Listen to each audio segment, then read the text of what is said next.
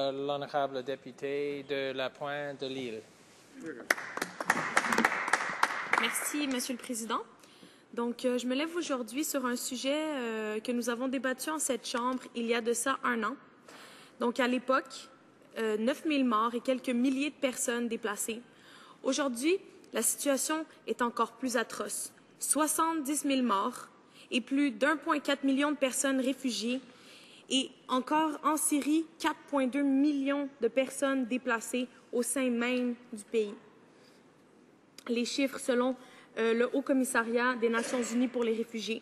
Le conflit tend à se régionaliser. La Syrie devient elle-même une bombe à retardement et pourrait voir toute une région déjà aux prises avec une grande instabilité être en proie à une spirale de violence sans fin. Le nombre de victimes ne fait qu'augmenter. Des combattants djihadistes tentent à prendre progressivement le dessous sur l'opposition politico-militaire modérée. Une configuration politico-religieuse régionale n'est certes de bon augure. Des groupes tels que Al-Nosra, qui auraient prêté allégeance à Al-Qaïda, ou Al-Talian, faisant partie d'une douzaine d'autres groupes salafistes qui prennent en puissance. Ils arrivent de partout et veulent créer un émirat islamique. De l'autre côté, les forces de Bachar al-Assad reçoivent un support de plus en plus soutenu par la présence de plus en plus remarquée du Hezbollah, financé par l'Iran, fait craindre à une guerre interconfessionnelle basée sur un antagonisme sunnite-chiite qui ne serait que dommageable pour la paix, non seulement pour la Syrie, mais bien au-delà de sa frontière. Monsieur le Président, nous sommes ici devant un dilemme éthique difficile entre les dangers de l'inaction et les dangers d'une intervention très incertain. Ce sont les personnes en tout premier lieu qui souffrent. Ce sont les personnes que nous devons mettre en toute première ligne de nos actions. Mon collègue d'Ottawa Centre l'a déjà mentionné, mais je crois que ça vaut la peine d'y revenir. Alors que les pays limitrophes à la Syrie reçoivent sans cesse plus de réfugiés, ce gouvernement reste dans l'inaction en refusant de mettre en place un processus rapide de réunification des familles syriennes, comme par exemple nous l'avons déjà fait pour Haïti. J'aimerais d'ailleurs rappeler au gouvernement que nous avons voté en cette Chambre une résolution comprenant 2 actions tout simples. Augmenter l'aide humanitaire pour les réfugiés, augmenter la rapidité du traitement pour la réunification familiale et surtout un support pour la mission de l'ONU. Donc c'est important de savoir que pendant l'étude qu'on a faite au Comité des affaires étrangères, on a appris que le gouvernement ne renouvellerait pas sa contribution à cette mission-là. Et c'est important de mentionner que le gouvernement a quand même voté pour cette mission. Alors on voit vraiment qu'ici, l'inaction est le principe de base sur lequel le gouvernement repose et non l'action, comme le ministre l'a prétendu dans son discours. Le Liban, la Jordanie, la Turquie sont maintenant les pays qui reçoivent le plus de réfugiés. Seulement en Turquie, il y a présentement 4 nouveaux camps qui sont en construction. La Turquie même construit en ce moment même des écoles pour les enfants réfugiés. Alors on s'entend que les pays qui accueillent tous ces réfugiés sont en manque flagrant de ressources et je pense que le Canada a vraiment un rôle de leader à jouer à ce sujet. La Jordanie a envoyé une lettre au Conseil de sécurité le 25 avril dernier, mentionnant que l'afflux massif de réfugiés menaçait la sécurité et la stabilité du pays, mais aussi pouvait avoir des retombées sur la paix et la sécurité internationale. Le poids des réfugiés au Liban pourrait aussi déstabiliser le pays, alors que des affrontements armés opposent déjà régulièrement des partisans et adversaires du régime syrien dans la ville de Tripoli, au nord du Liban, ou à la ligne de fracture confessionnelle qui épouse celle du conflit. Alors, quand est-ce que ce gouvernement va apporter une aide majorée alors que la pression sur ces pays ne cesse de s'accroître?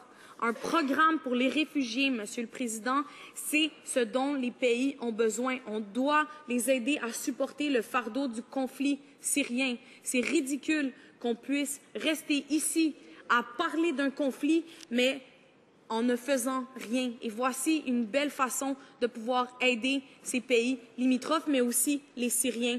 Et je tiens à dire que pour le Conseil national syrien, c'est leur demande principale, c'est de réunir les familles ensemble. Donc ce gouvernement démontre une incompétence flagrante en matière d'affaires étrangères, en tout premier lieu par leur incapacité à gagner un siège au Conseil de sécurité des Nations unies, parce que comme mon collègue l'a déjà mentionné, c'est là où est-ce qu'on règle, on gère, on essaye de résoudre ce genre de crise. Et c'est encore plus pire. La semaine dernière, mon collègue d'Ottawa Centre et moi-même questionnant le ministre sur le fait qu'il ne postulerait pas pour avoir un poste, de peur, justement, on sait très bien, d'avoir une défaite lamentable. L'attitude de ce gouvernement a même rendu, justement, l'impossibilité de se présenter la candidature du Canada pour l'obtention de ce siège. C'est quand même important de le mentionner. Soyons clairs ici, si le Canada veut réellement user de leadership en ce qui a trait à la crise syrienne, le gouvernement aurait dû penser qu'être autour de la table était la meilleure façon de faire. Aujourd'hui, John Kerry se rendait en visite en Russie pour parler des récents événements en Syrie. C'est ce que j'appelle de la diplomatie active, Monsieur le Président.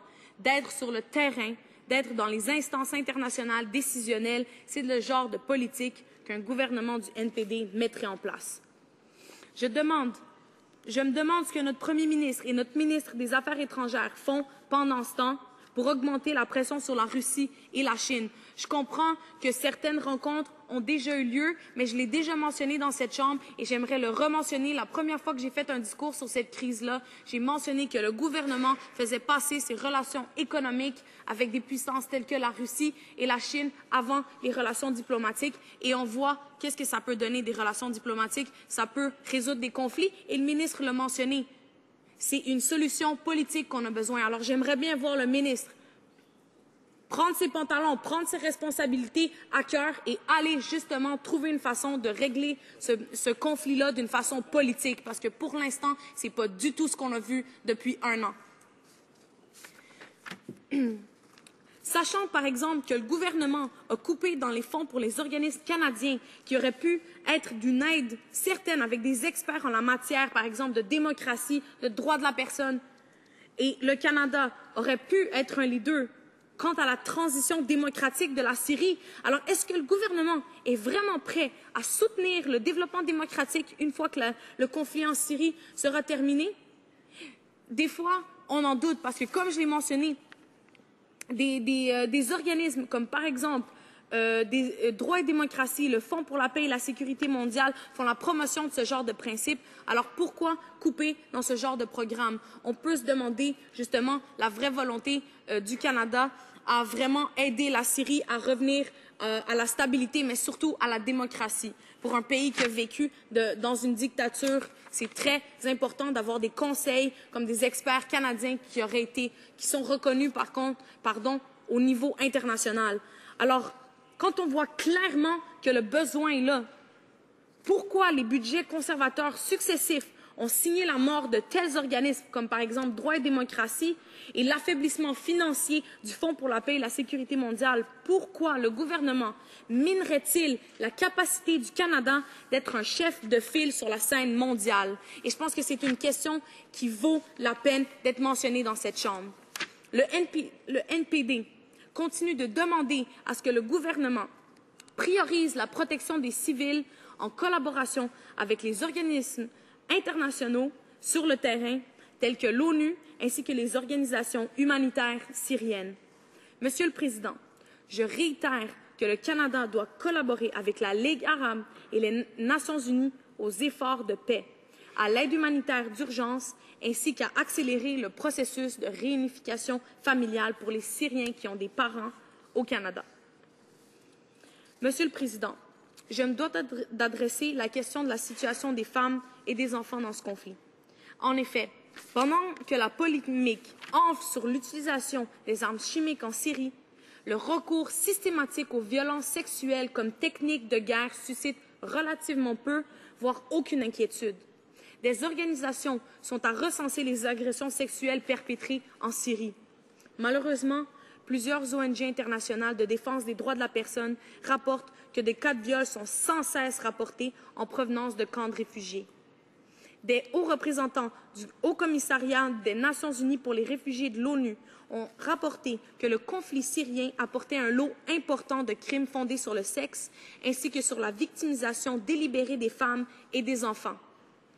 Alors, c'est extrêmement important aussi de mentionner que, oui, la crise humanitaire, elle est là, mais les besoins sont flagrants. On parle ici de femmes violées et on n'a pas besoin de connaître la culture de ces personnes-là pour savoir à quel point le viol peut atteindre une communauté, peut détruire l'âme d'une communauté, l'âme d'une culture. Et c'est justement le but d'utiliser la violence sexuelle comme arme de guerre. Les rapports révèlent que le conflit est de plus en plus marqué. L'utilisation du viol et de la violence sexuelle comme arme de guerre pour intimider les parties prenantes au conflit afin de détruire, comme je disais, la dignité, l'identité, le tissu social, en fait, pour empêcher toute forme de contestation.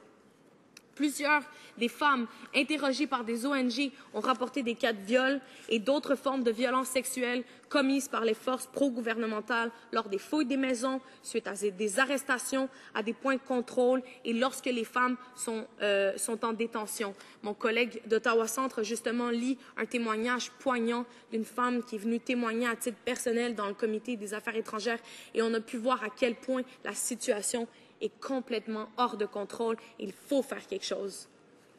Certains récits font état justement de crimes commis par les groupes armés antigouvernementaux aussi. Une grande partie des personnes interrogées ont également parlé du risque d'enlèvement des femmes par toutes les parties au conflit afin d'obtenir des informations comme monnaie d'échange pour obtenir la libération de certains prisonniers. Des femmes entendues par la Fédération internationale des ligues des droits de l'homme ont indiqué que la plupart d'entre elles ont été ensuite victimes d'exclusion. Selon plusieurs femmes et des organisations proposant des services de soutien, les familles forcent parfois les survivantes de viols à se marier pour sauver l'honneur familial. Les risques de stigmatisation et le rejet des survivantes imposent une culture du silence, empêchant les femmes de dénoncer ces crimes sexuels subis. De ce fait, une grande partie de celles qui ont besoin d'un soutien médical et psychosocial n'y ont malheureusement pas accès. Et je l'ai déjà mentionné dans mon précédent discours que c'était un manque flagrant aussi dans les besoins des réfugiés des camps syriens il y a 1 an. Alors je pense qu'ici, on voit que la situation a stagne et je pense que c'est vraiment le temps que le gouvernement du Canada, que les conservateurs décident de prendre action. Il faut s'assurer que le financement adéquat suive afin d'assurer des services de premier ordre, que ce soit pour leur sécurité ainsi que pour leur santé physique et mentale. Et on sait à quel point les problèmes psychosociaux ont tendance à être à long terme suite à un conflit et sont aussi transmissibles. Le traumatisme sont transmissibles de mère à enfant, d'enfant dans la famille. Alors, c'est très important de savoir que oui, il faut régler le conflit, mais il faut aussi soutenir une solution à long terme. Et le viol massif de femmes comme arme de guerre, les traumatismes que les enfants ont subis font partie de cette solution à long terme. Il faut, Monsieur le Président, que nous devons d'assurer la protection des réfugiés, des femmes, des enfants, qui comptent à elles seules et à eux seuls 50% des réfugiés. Un rapport de l'UNICEF titré « Les enfants syriens, une génération perdue » évoque les répercussions directes de ce conflit pour ceux-ci. Les enfants souffrent, comme je l'ai dit, de traumatisme, d'avoir vu des membres de leur famille tués, violés devant leurs yeux. Ils sont terrifiés par les sons et les scènes de conflit. Un simple bruit peut leur rappeler tout d'un coup un bombardement. Les maladies de la peau, des voies respiratoires se multiplient tandis qu'une école sur 5 a été détruite, endommagée ou utilisée pour abriter des familles déplacées. Donc les enfants sont les plus à risque de voir leurs droits bafoués. Les enfants sont mutilés, tués, deviennent orphelins, sont agressés sexuellement par des factions combattantes. Ils sont fréquemment saisis au point de contrôle par les forces rebelles pour être enrôlés dans les combats. Cet état des lieux me chagrine énormément, Monsieur le Président, et en parler ici aujourd'hui me fait réaliser à quel point c'est important qu'aujourd'hui on peut s'en parler, mais qu'ensuite on voit de l'action de la part du gouvernement. Je pense que c'est un cri d'espoir pour les Syriens. Il faut que le gouvernement agisse, il faut que le gouvernement utilise le peu qui lui reste, de force au niveau international, pour pouvoir, s'il vous plaît, essayer de faire quelque chose, faire pression sur la Syrie, sur la Chine, essayer de faire en sorte que ce conflit se règle de manière politique. Et je cite le ministre ici, de manière politique. Alors, s'il vous plaît, Monsieur le ministre, Monsieur le Premier ministre, faites quelque chose. Arrêtez de regarder ce conflit s'envenimer et s'aggraver et faites quelque chose. Les conséquences à long terme sont potentiellement désastreuses pour une région qui est déjà extrêmement instable. Ce n'est plus une question de faire une simple intervention auprès des enfants, c'est carrément une génération complète qui sera traumatisée et bouleversée. Je crois que dans l'après-conflit, puisque j'ose espérer que ce jour viendra, il faudra penser à ces enfants et à l'aide qui sera nécessaire. Et j'aimerais supplier le gouvernement de, s'il vous plaît, arrêter de couper dans les organismes qui sont justement faits pour ça, droit et démocratie, les fonds pour la sécurité, la paix et la sécurité. Sincèrement, comment peut-on prétendre vouloir vraiment agir quand on lit le bilan du gouvernement conservateur? Monsieur le Président, l'intervention de plusieurs autres pays en Syrie, les allégations d'utilisation d'armes chimiques et l'enlèvement de casques bleus ne sont pas des bonnes nouvelles. Le conflit semble arriver à un point de non-retour et le conflit pourrait déborder et devenir un conflit régional. Il est primordial de trouver une solution politique, et je recite le ministre, à ce conflit afin qu'un processus de paix à long terme puisse être mis en place avec l'aide de l'ONU. Monsieur le Président, j'ai reçu aujourd'hui des appels et des courriels me demandant de rappeler les 3 éléments suivants. Ils veulent que leur gouvernement prenne un rôle de premier plan sur la scène internationale pour trouver un processus de paix pour la Syrie. Ils veulent que leur gouvernement augmente leur aide humanitaire et leur soutien aux réfugiés. Et troisièmement, ils veulent que leur gouvernement aide à réunir les familles des Canadiens d'origine syrienne. Merci beaucoup, Monsieur le Président.